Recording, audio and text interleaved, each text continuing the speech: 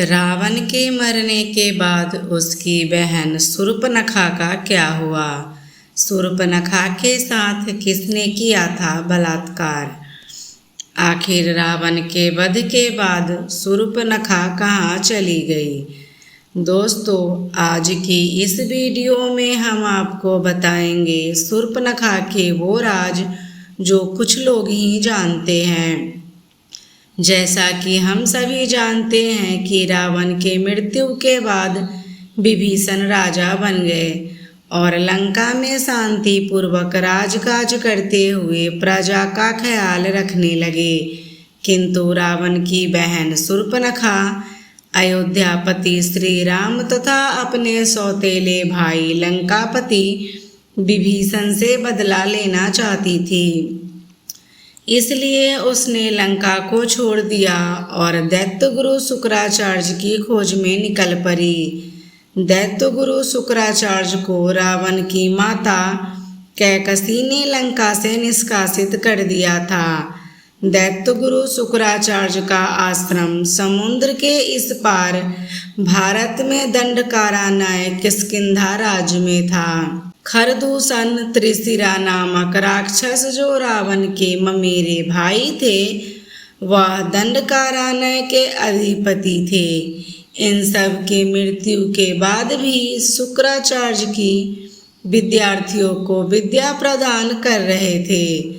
उनके पास जाकर अपने राक्षस जाति के उन्नति और अयोध्यापति श्री राम तथा अपने सौतेले भाई लंकापति विभीषण से बदला लेने के लिए प्रयत्न करने को कहती है। इसके लिए कुछ भी करने को तैयार थी। शुक्राचार्य जी ने कहा, यहाँ का राजा सुग्रीव, लंका का राजा विभीषण और समस्त भारत के सभी राजा अयोध्या के राजा राम के अधीन हैं। सभी उनके भक्त हैं। उनके विरुद्ध यहाँ पर ना तो कोई कार्य हो सकता है, ना ही कोई मनुष्य उनके विरुद्ध जा सकता है। इसलिए हम लोगों को पूर्व दिशा में समुद्र के उस पार, जहाँ अभी तक आर्यों की सभ्यता का विकास नहीं हुआ है, जहाँ लोग आज भी कबीले में रहते हैं और कच्चा मांस खाते हैं, उधर चलकर भगवान आशुतोष की आराधना करते हैं। शूर्पणखा के साथ शुक्राचार्य मंत्र शक्ति से समुद्र पार करके आज के सऊदी अरब देश पहुंचते हैं। यहाँ के सभी लोग कबीलों में रहते थे और पशुओं की तरह जंगलों में कच्चा मांस, फल आदि खाते थे। कबीले के सभी लोग आपस में मार काट किया करते थे, जिसके सिर्फ दो कारण होते थे। पहले खाना अर्थात शिकार, अपना इलाका, और दूसरी स्त्री। उनके यहाँ स्त्री किसी की पत्नी नहीं होती थी, बल्कि ताकतवर पुरुष ही उसे संभोग करता था। कबीले की सभी स्त्रियां पहले सरदार की स्त्री होती थी। उसके बाद जब सरदार किसी दूसरी स्त्री को अपना लेता था, तो पहले स्त्री फिर किसी अन्य पुरुष के साथ रहती थी। शुक्राचार्य की प्रतिज्ञा के बारे में सभी जानते हैं कि वह सदैव अंधेरे अर्थात पाप को बढ़ावा देने वाले हैं। वह सदैव पापियों के मददगार रहे हैं। फिर शूर्पणखा तो उनके प्रिय शिष्य रावण की छोटी बहन थी। फिर भला उसकी बात क्यों नहीं मानते? शूर्पणखा की नाक कटी हुई थी। वह हमेशा अपना मुख ढक कर रखती थी। हालांकि वह सुंदर भी थी और साथ ही साथ माया भी जानती थी और कोई भी रूप ले सकती थी। उस समय वहां पर सैकड़ों कबीले थे। मनुष्य जानवरों की तरह इधर उधर जंगलों में भटकते थे और उनके सिर्फ दो ही काम थे, भूख लगे तो शिकार करके कच्चा ही खा जाओ और स्त्री दिखे तो सहवास करना। शूर्पणखा के साथ शुक्राचार्य जी ने भगवान शिव के प्रतिरूप अर्थात शिवलिंग की स्थापना करके शिव आराधना शुरू कर दी। शूर्पणखा भी वहीं बैठकर बिना श्रद्धा भक्ति से शिव भक्तों का जाप कर रही थी। थोड़े दिनों में उधर से वहां के सबसे शक्तिशाली कबीले की टोली गुजरी, जिसका मुखिया एक आदम नाम का भयंकर लंबा चौड़ा हष्ट पुष्ट शरीर का मालिक व्यक्ति था। वह शेर, बाघ, हाथी, घोड़े आदि किसी जीव से ज्यादा शक्तिशाली था। सारे कबीले उसके अधीन थे। उसकी एक ही कमी थी, वह पशुओं की तरह नंगा रहता था और किसी भी स्त्री को देखकर जब तक उसको पा नहीं लेता तब तक बराबर प्रयास करता रहता था। राक्षस टोली ने देखा कि एक बूढ़ा व्यक्ति हवन कर रहा है। उसके सामने एक स्त्री जिसने मुख पर कपड़ा ढक रखा है। वह सुंदर स्त्री अगर मुखिया को मिल जाए तो मुखिया के साथ रह रही उसकी स्त्री का भोग हम सबको मिल जाएगा। यही सोचकर राक्षस शूर्पणखा का अपहरण करके अपने मुखिया के पास पहुंचा देते हैं। मुखिया आदम ने शूर्पणखा से संभोग की इच्छा जताई। शूर्पणखा ने माया से सभी को विमोहित कर रखा था। उसे मालूम था कि इस स्त्री लोभी ताकतवर व्यक्ति को कैसे फंसाया जा सकता है, इसलिए उसने मुखिया को सशक्त अनुमति देने की बात रखी।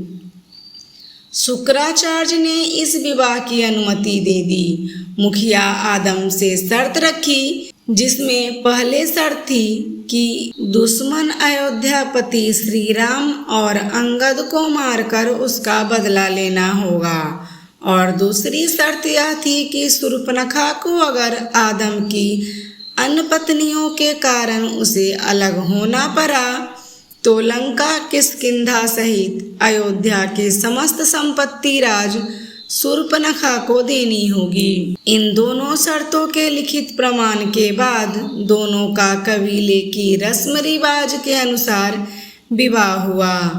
विवाह के बाद आदम ने पत्नी का घूंघट हटाया और उसकी नाक कटी हुई देखी तो वह 10 कदम पीछे हट गया, और जब उसने रोकर अपनी कहानी बताई तो आदम को उसके प्रति सहानुभूति जागृत हो गई और उसने भी श्री राम लक्ष्मण से बदला लेने की प्रतिज्ञा कर डाली। लेकिन आदम ने अपनी पत्नी शूर्पणखा का भेद किसी को नहीं बताया कि पत्नी की नाक कटी है। अगर वह सबके सामने जाती तो लोगों में बदनामी होती, इसके लिए उसने पत्नी को हव्वा नाम दिया। सबको बताया कि मेरे अतिरिक्त जो कोई भी हव्वा का चेहरा देखेगा उसकी मृत्यु हो जाएगी। यह हवा उड़ाने में शुक्राचार्य का भी पूरा साथ रहा, और इस तरह से हजारों सालों में कई संप्रदाय जो एक दूसरे में से निकलते रहे वह सभी आदम और हव्वा से उत्पन्न हुए। कालांतर में इन्हीं आदम और हव्वा से यहूदी, ईसाई, मुस्लिम आदि संप्रदायों का जन्म हुआ। इन लोगों ने भी आदम जैसे आदि मानव अर्थात कबीले वाले लोगों की सीख मानी और अभी तक उन्हीं की परंपरा अपनाते आ रहे हैं। जैसे स्त्रियां अपने मुख पर हव्वा अर्थात शूर्पणखा की तरह अपने मुख पर हिजाब अवश्य पहनती है, आज भी इनका विवाह एक करार, एक समझौता ही होता है। आज भी उनके विवाह में सशर्त विवाह मंजूर होती है। एक दूसरे को शर्त सुनाते हुए मेहर अर्थात स्त्री को दी जाने वाली रकम का जिक्र करते हुए रजामंदी ली जाती है। अगर किसी कारण विवाह विच्छेद होता है तो मेहर की रकम पुरुष स्त्री को अदा करता है। रावण के मृत्यु के बाद अरब देशों में चली गई थी। आदम नामक व्यक्ति जो कई कबीलों का सरदार था, शूर्पणखा उसे शर्त के साथ संबंध बनाने को राजी हुई थी। नाक कटी है यह छुपाने के लिए उसने हिजाब डालने की परंपरा शुरू की थी। अगर ध्यान दे तो ये सारी बातें केवल एक ही तरफ इशारा करती है कि शायद मुसलमान का शूर्पणखा के वंशज होने वाली बात हकीकत हो सकती है और सारे मुसलमान इस बात से डरते हैं कि अगर कोई हिंदू गलती से भी मक्का मदीना के अंदर चला गया और उसने इस शिवलिंग पर गंगा जल छिड़क दिया तो इस दुनिया से पूरी राक्षस जाति का अंत हो जाएगा। मित्रों, यह राक्षस कोई और नहीं बल्कि शूर्पणखा के ही वंशज है। इस्लाम धर्म की हकीकत पर आज भी कई हिंदुओं के द्वारा सवाल उठाए जाते हैं। आखिर उन्हें मक्का मदीना के अंदर क्यों नहीं जाने दिया जाता है? दोस्तों, कमेंट करके बताइएगा कि आपको क्या लगता है, मक्का मदीना के बारे में कही जाने वाली ये सारी बातें क्या सच हो सकती है या सिर्फ एक मात्र कल्पना है? अगर वीडियो पसंद आए तो वीडियो को एक लाइक और चैनल को सब्सक्राइब जरूर कीजिएगा। धन्यवाद।